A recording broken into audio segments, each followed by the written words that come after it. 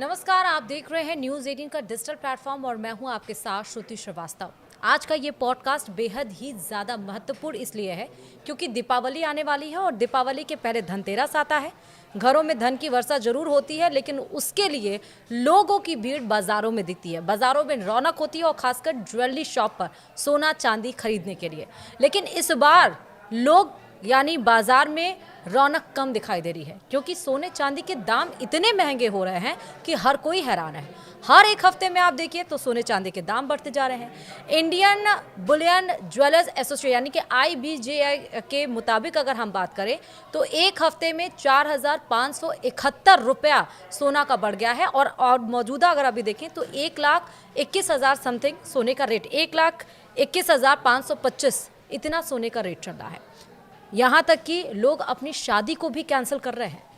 लोग मार्केट में जाने से कतरा रहे हैं कि सोना खरीदे तो खरीदें, पहने तो पहने कैसे, क्योंकि अगर भारतीय घरों की हम बात करें तो रीति रिवाजों में, शादी में हर जगह सोना चलता है, इसीलिए सोना खरीदना भी ज़रूरी है। और एक कितना गंभीर विषय है, कितना गंभीर मुद्दा है कि लोग अपनी शादी तक कैंसिल कर दे रहे हैं। धनतेरस में लोग जाने से बाजार में कतरा रहे हैं क्योंकि उनकी जेब अलाउ नहीं कर रही है कि वो सोना खरीदे।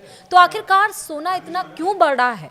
क्या सोने में इस समय इन्वेस्टमेंट करना सही है? आखिर सोने का दाम कहाँ तक पहुँचेगा? ये तमाम सवाल लोगों के जहन में चल रहे हैं। और हम अगर आपको बताएं तो पिछले साल धनतेरस से इस बार धनतेरस 2025 में सोने में 4 गुना इजाफा हुआ है। आखिर ऐसा क्यों है? यही सब समझने के लिए इस पॉडकास्ट में हमारे साथ हैं प्रोफेसर अमन अग्रवाल जी, जो कि डायरेक्टर है of Indian institute of finance के डायरेक्टर हैं। बहुत स्वागत है सर आपका इस बेहद ही इंपॉर्टेंट महत्वपूर्ण पॉडकास्ट में कि आखिरकार सोना इतना तेजी से उसके दाम क्यों बढ़ रहे हैं, इसके पीछे के कारण क्या है, कब तक ये बढ़ेंगे, कितने तक बढ़ेंगे, कब डाउन होगा और आखिरकार क्या इस समय इन्वेस्टमेंट करना सही है कि नहीं। और जैसा मैंने अपने इंट्रोडक्शन में कहा कि पिछले धनतेरस के हिसाब से इस बार धनतेरस में 4 गुना इजाफा हुआ है।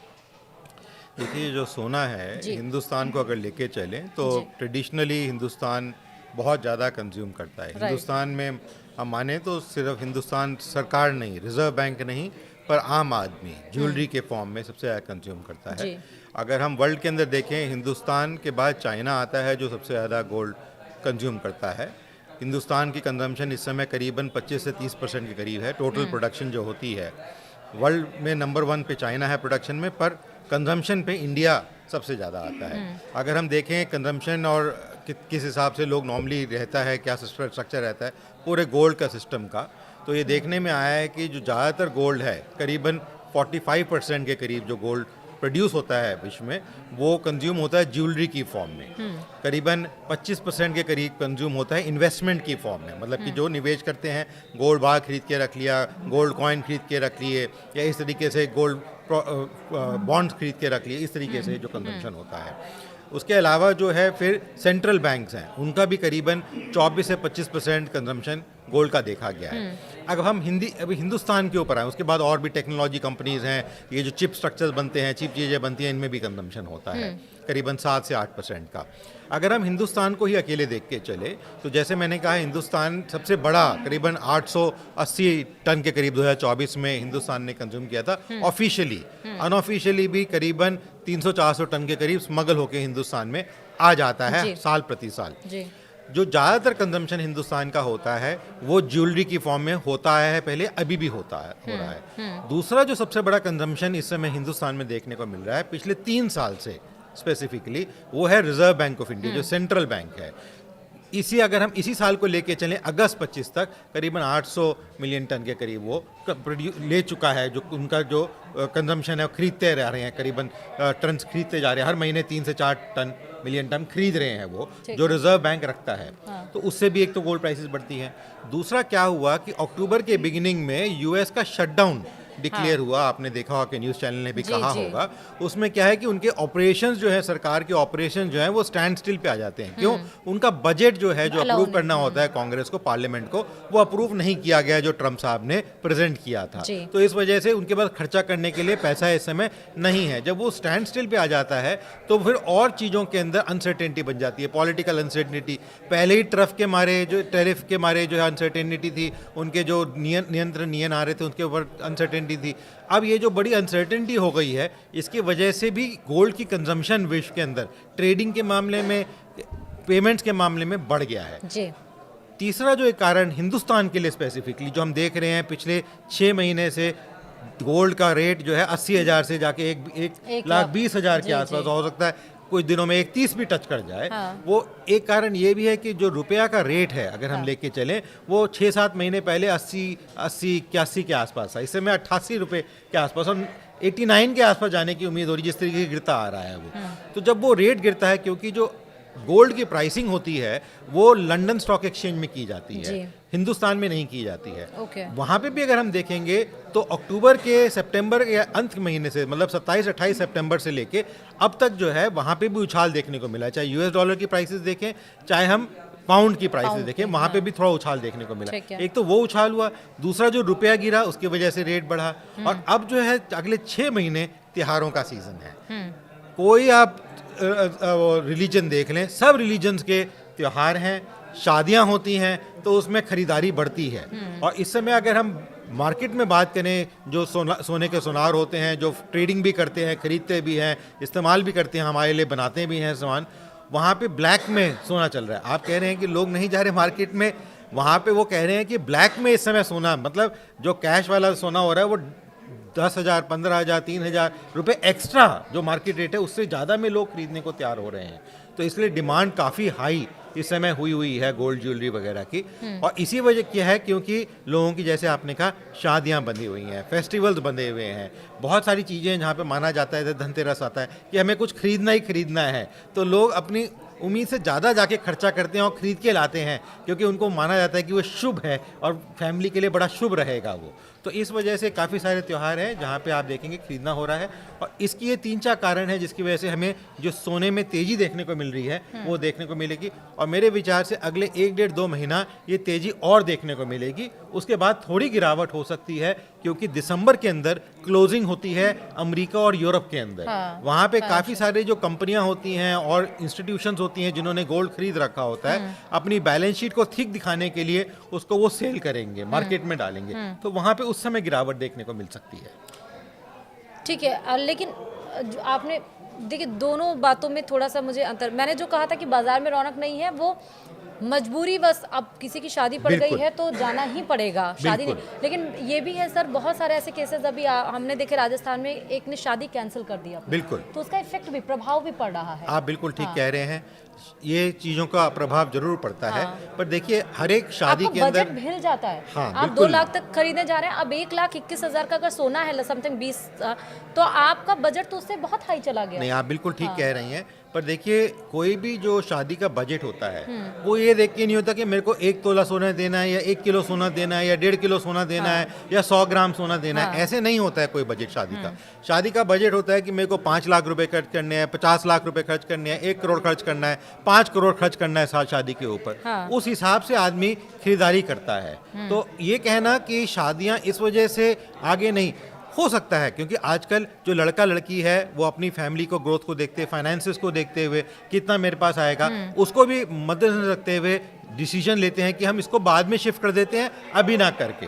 क्योंकि सिर्फ एक सोना ही नहीं, सारी चीज़ों में आप होटल के खर्चे देखिए, होटल के रहन सहन का, आने जाने का जो है वो चीज़ें बढ़ रही हैं। क्योंकि अभी पिछले 1-1.5 महीने में सारे हिंदुस्तान के अंदर जहाँ जहाँ नदियाँ हैं वहाँ पे बहुत पानी आया हुआ था, आपने देखा सब जगह पानी भर रहा था, बहुत सारी चीज़ें डिस्ट्रॉय हुई हैं। तो इस वजह से जो है रेट जो है काफ़ी ज़्यादा ऊपर बढ़े हुए हैं हर एक चीज़ के। तो वो भी एक कारण रह सकता है, ये नहीं कहेंगे सिर्फ एक सोना ही एक कारण है। बिकॉज जैसे मैंने बताया, जो बजट होता है वो रुपयों के अंदर तय किया जाता है। वो ये नहीं किया जाता कि मैं 100 ग्राम सोना लूँगा, या 10 ग्राम सोना लूँगा, या 1 किलो सोना लूँगा। मतलब आपके कहने का मतलब है कि जो रेट बढ़ रहे हैं गोल्ड के, उसके कुछ फैक्टर्स है, जैसे जियोपॉलिटिकल फैक्टर्स हो गए, अमेरिका का टैरिफ वॉर हो गया, रशिया यूक्रेन वॉर हो गया, अमेरिका का टैरिफ वॉर की जगह शटडाउन जो उनका है वो ज्यादा मेजर एक कंट्रीब्यूशन रहा है। शटडाउन जो हो गया। और दूसरा ये कि हमारी डिमांड जो बहुत ज्यादा बढ़ रही है, जिस वजह से मार्केट, सेंट्रल बैंक हमारा कभी की जो चेन है वो डिमांड एंड सप्लाई वाला चेन है, जिस वजह से। लेकिन सर अगर हम 9 महीने की बात करें तो मेरे पास आंकड़े हैं, वो 45,363 रुपए बढ़ चुके हैं 9 महीने में। इतना बिल्कुल। सोना बढ़ा है। बिल्कुल। ये आप कह रहे हैं दिसंबर के बाद जैसे क्लोजिंग होगी अमेरिका और उसमें, उसके बाद सोने के दाम कम होंगे, तो इसके पीछे के यही फैक्टर्स अगर हम मार्केट स्ट्रैटेजी को देखें तो फिर ये एनालिसिस कहाँ तक, क्या अगले साल भी हम इसको देखिए देख सकते हैं? जी, इसके ऊपर डिपेंड करेगा कि अब जैसे जो शटडाउन हुआ है अमेरिका के अंदर, जहाँ पे उनका बजट पास नहीं हुआ, ये कितने दिन चलता है। जब हम देखें कि ट्रम्प का पिछला जो काल था उसमें भी एक शटडाउन हुआ था, वो 35 से 38 दिन चला था। अगर हम लेके चलें कि 1 महीने के करीब जैसे पहले रहा 1-1.5 महीना चलता है, और ट्रम्प जो है कुछ मेंबर पार्लियामेंट को अपने साथ लाके उसको अप्रूव करवा लेता है, तो आप देखेंगे फर्क आएगा। क्योंकि जब पेमेंट करनी होती है वो किस फॉर्म में पेमेंट लें। जब उनको ये डाउट हो गया है कि डॉलर की फॉर्म में पेमेंट मैं ले भी लूं तो मेरे को मिलेगा ही नहीं पैसा, तो फिर वो कंपनियां जो उनको पेमेंट लेनी होती है वो कहेंगे कि हमें आप गोल्ड की फॉर्म में पेमेंट दीजिए, या किसी ऐसी करेंसी के फॉर्म में दीजिए जहां पे हम रिलायबल हो सकें, जिसमें हम अपना जो व्यापार है आगे बढ़ा सकें। तो इसलिए इसके ऊपर एक डिपेंड करेगा। दूसरा, अगर आरबीआई जैसे मैंने कहा हर महीने 3-4-5 टन के करीब खरीद रहा है, अगर वो वैसे ही खरीदता रहेगा तो और बढ़ने की उम्मीद हो सकती है। Because reserve bank of India का जो स्ट्रेंथ है वो गोल्ड स्ट्रेंथ उन्होंने बढ़ानी पिछले 3 साल से शुरू करी है, और वो काफ़ी हद तक बढ़ती जा रही है। अगर वो उसी स्ट्रेंथ पे बढ़ती रहेगी तो नेचुरली सबसे बड़ा बायर है एक बल्क बायर जिसे हम कहेंगे, इन्वेस्टमेंट बायर जिसे हम कहेंगे। उसका तथ्य इससे नहीं है कि वो उसने यूज़ करना है या कहीं दिखाना है या कुछ कंजम्पशन करना है, उसका सिर्फ एक इन्वेस्ट करके सिक्योरिटी बढ़ाने के लिए है हिंदुस्तान के लिए। तो वो एक जो तथ्य बढ़ रहा है, अगर वो उसी रेट से बढ़ता रहेगा तो मेरे विचार में कहीं गिरावट देखने को नहीं। पर जो क्लोजिंग होती है वो दिसंबर के अंदर दूसरे और तीसरे हफ्ते के अंदर देखने को मिल जाती है, मतलब बीच में हमें महीने को मिल जाएगी। तो दूसरे तीसरे हफ्ते में दिसंबर के हमें फॉल होता हुआ देखने को जरूर मिलेगा। ठीक है, तो अभी आपके हिसाब से अकॉर्डिंग टू यू अभी क्या करना चाहिए कंज्यूमर्स को, कि खरीदना चाहिए या नहीं खरीदना चाहिए? अगर खरीदना भी चाहिए तो कितना खरीदना चाहिए?